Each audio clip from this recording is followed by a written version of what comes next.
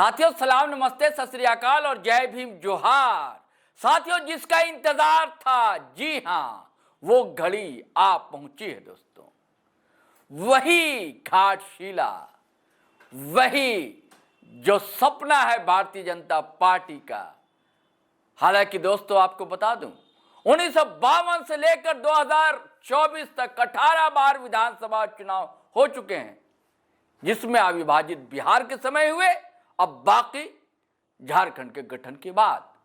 लेकिन एक बार ही सिर्फ भाजपा को जीत हासिल हो चुकी है। लेकिन इस बार जैसा कयास था, जैसा अनुमान था, ऐसा लग रहा था कि टाइगर कोल्हान हो जाएंगे परेशान। लेकिन नहीं, जो दुखदुखी थी दोस्तों, आखिर विराम मिला उसे। और आज छाती चौड़ी कर बाबूलाल सोरेन और चंपई सोरेन गांव-गांव टहल रहे हैं, घूम रहे हैं। लेकिन क्या ये छाती इनकी चौड़ी रह पाएगी? सवाल इसका है। सवाल इसका है कि भारतीय जनता पार्टी कोई बड़ा गेम करने जा रही है क्या? सवाल इसका भी है, क्योंकि आपको पता है साथियों कि किस तरह पलटी मारी थी जेएमएम से बीजेपी में, और जैसा अनुमान राजनीतिक पंडित और भाजपा भी लगा रही थी कि भैया अब तो टाइगर कोल्हान आ गए, कोहराम मच जाएगा कोल्हान में। लेकिन विधानसभा चुनाव में कोल्हान में ही क्या, समूचे झारखंड में क्या हश्र हुआ भाजपा का। बड़बोलापन कहां चला गया, गायब हो गया, यह आपको पता है। एकमात्र अपनी सीट कोल्हान में बचा पाए टाइगर कोल्हान, और अपने लाडले जिसके लिए खून पसीना एक कर रहे थे कि टिकट इस बार भी मिल जाए। टिकट तो दिलवा दिया है दोस्तों, लेकिन कहीं किसी ने ऐसा चौका लगा दिया या छक्का, तो कहीं छक्के ना छूट जाए साथियों। आपको पता है एक नारा गूंज रहा है वहां कि राजा का नहीं, अब माटी का बेटा विधायक बनेगा घाटशिला में। अब ये राजा की बात क्यों? परिवारवाद, चंपई सोरेन उनका बेटा, और उधर स्वर्गीय रामदास सोरेन उनका बेटा सोमेश सोरेन। जी साथियों, जिन्होंने पर्चा लिया था, और आपने सुबह वीडियो भी देखा था कि मां बेटे की बीच फंसी, एक मां की उलझन सुलझाएंगे हेमंत, और सुलझा लिया हेमंत सोरेन। अब दो बेटे कैसे? विक्टर सोरेन जो भतीजे थे रामदास सोरेन के, लगातार एक्टिव रहते थे, सक्रियता उनकी देखी जाती थी घाटशिला में रामदास सोरेन के रहते हुए, और दोनों ने भी दावा ठोक दिया था। उधर सोमेश सोरेन ने दावा ठोका था। तो यह संभावना बन रही थी कि हो सकता है कि रामदास सोरेन की पत्नी उन्हें टिकट मिल जाए। उसके पीछे कारण बताए जा रहे थे दोस्तों, और हमने भी ये कारण गिनाए थे। सिर्फ हमें ही नहीं, कई राजनीतिक पंडितों को लग रहा था कि गेम चेंजर साबित होगा अगर रामदास सोरेन की पत्नी को टिकट दे दी जाती। लेकिन उधर पर्चा ले लिया और यह कहा कि पार्टी के इशारे पर हमने पर्चा लिया है, और जब घोषणा हुई तो सोमेश सोरेन के नाम पर मुहर लग गई। विक्टर सोरेन की बोलती भी बंद, और मां क्या कहेगी, जो है सही है। अब मां क्यों दोस्तों, आपको हम बताते हैं। कहा जाता है कि वहां महिला वोटर की संख्या सबसे अधिक है, पुरुष वोटर की अपेक्षा। कितनी है ये हम आपको बताते हैं। देखिए कुल वोटर है वहां 2,55,823, जिसमें पुरुष वोटर की संख्या 1,24,899, महिला वोटर की संख्या 1,30,921। जी साथियों, और कई प्रखंड में भी यही तस्वीर है। तो अगर महिला होती तो एक सहानुभूति जो है वो उमड़ती मां बहनों के बीच में। बेटियों के बीच में। अब ये तो हाईकमान जाने जेएमएम का और मुख्यमंत्री महोदय हेमंत सोरेन जाने कि सोमेश्वर उरांव को टिकट क्यों दी गई। एक लोचा इसलिए फंस रहा था कि अब तक ये परंपरा रही जेएमएम सरकार की, ऐसी नौबत आती है तो पहले मंत्री पद की शपथ दिलाई जाती है, अब मंत्री जी फिर उपचुनाव में हिस्सा लेते हैं। जैसे हाजी हुसैन अंसारी के निधन के बाद या टाइगर जगन्नाथ महतो के निधन के बाद आपने देखा ऐसा, तो हम लोगों को भी ऐसा ही लग रहा था कि ऐसी नौबत आएगी।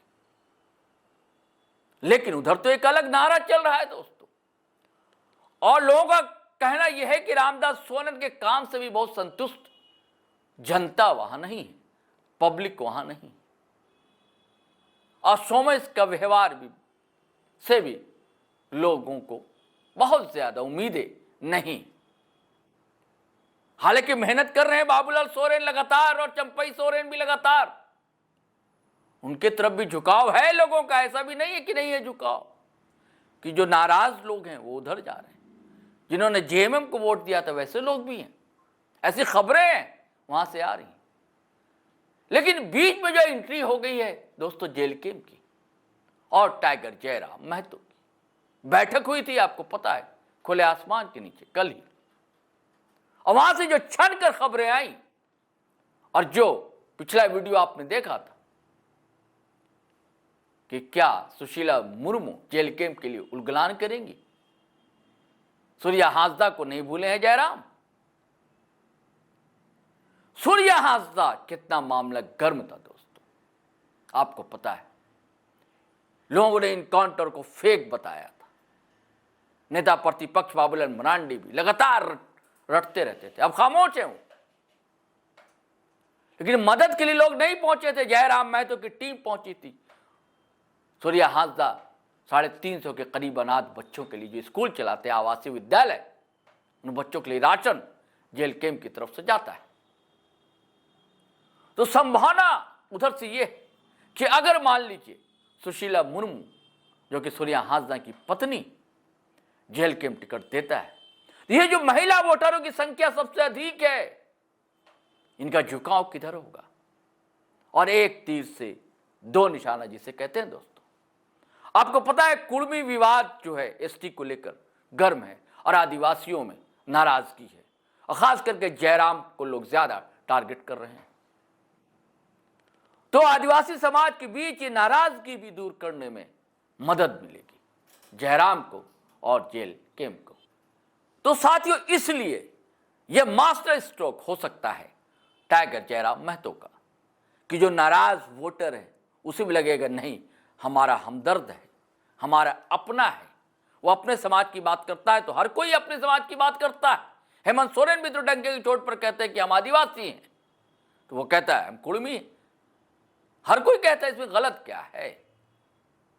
हमारे प्रधानमंत्री आदरणीय मोदी जी कह चुके हैं हम ओबीसी समाज से आते हैं,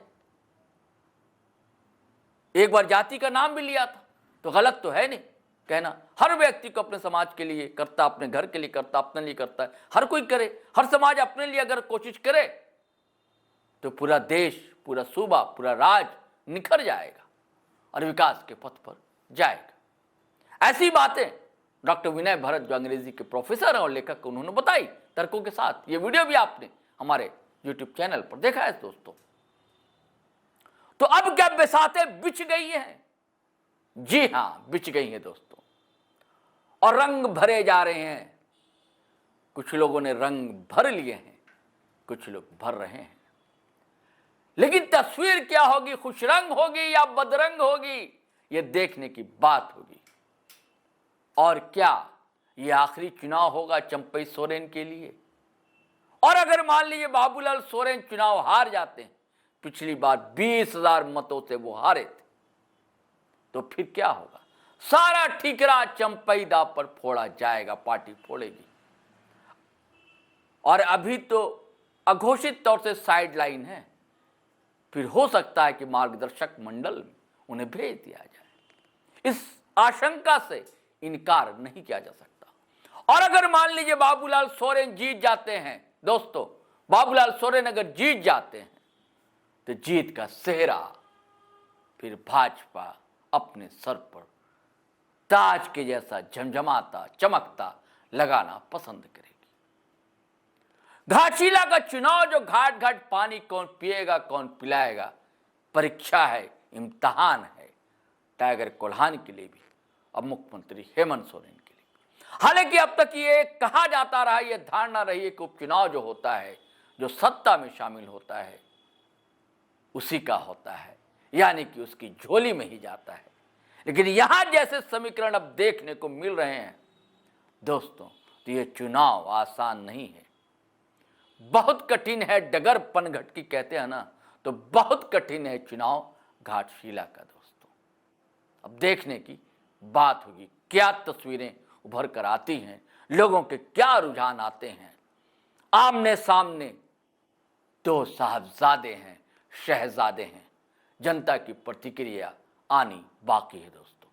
चलिए इजाजत दीजिए, हम फिर नए वीडियो के साथ हाजिर रहेंगे। लेकिन आपसे वही गुजारिश है, अगर आपने हमारा चैनल सब्सक्राइब नहीं किया है तो कर लीजिए और वीडियो हमेशा की तरह धड़ाधड़ फटाफट खटाखट शेयर कीजिए, लाइक कीजिए, कमेंट कीजिए। चलिए चलते हैं। जय हिंद, जय भारत।